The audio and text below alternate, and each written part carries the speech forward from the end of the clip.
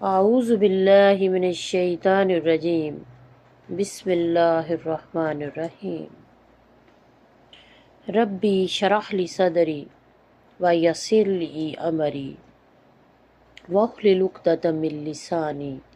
یفقہوا قولی رب زدنی علما اللہم انی اسألک علما نافعا ورزقا طیبا وعملا متقبلا اللہم صلی علی محمد وعلی آل محمد کما صلیت علی ابراہیم وعلی آل ابراہیم انکا حمید مجید اللہم بارک علی محمد وعلی آل محمد کما بارکت علی ابراہیم وعلی آل ابراہیم انکا حمید مجید۔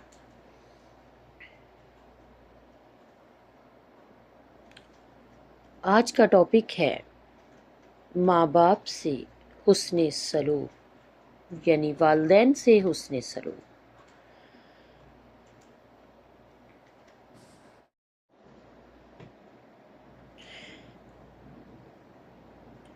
تم اپنی ماں سے جھگڑا نہ کرو،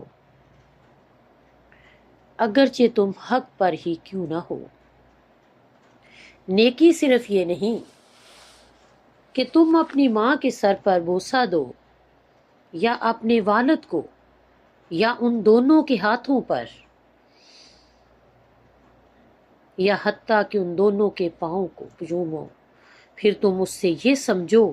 کہ تم ان دونوں کی رضامندی کی انتہا کو پہنچ چکے ہو۔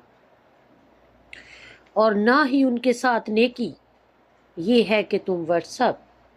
یا فیس بک کی صورت میں ان کے لیے چند کلمات لکھ لو، اور نہ ہی یہ ہے کہ تم ماں کے بارے میں کوئی نشید سنو تو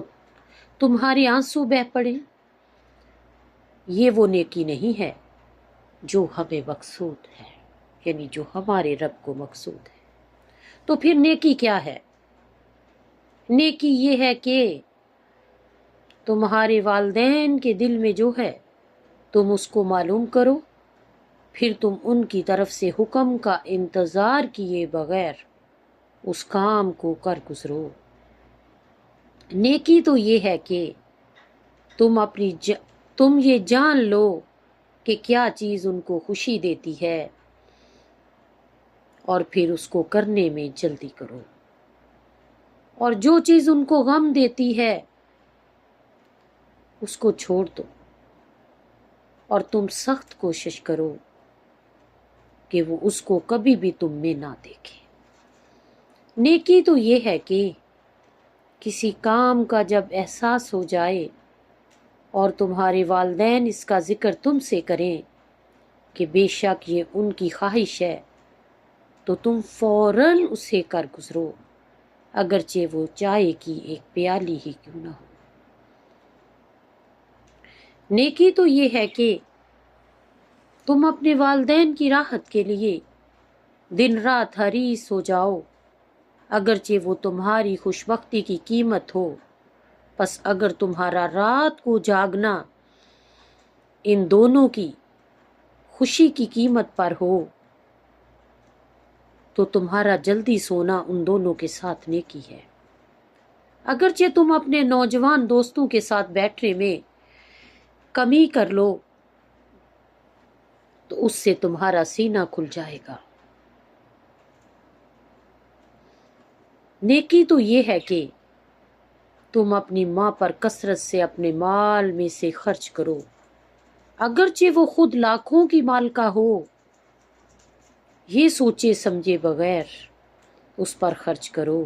کہ اس کے پاس کتنا ہے اور کتنا چلا گیا ہے، اور کیا اسے ضرورت ہے یا نہیں ہے، کہ جو کچھ بھی تمہارے پاس ہے،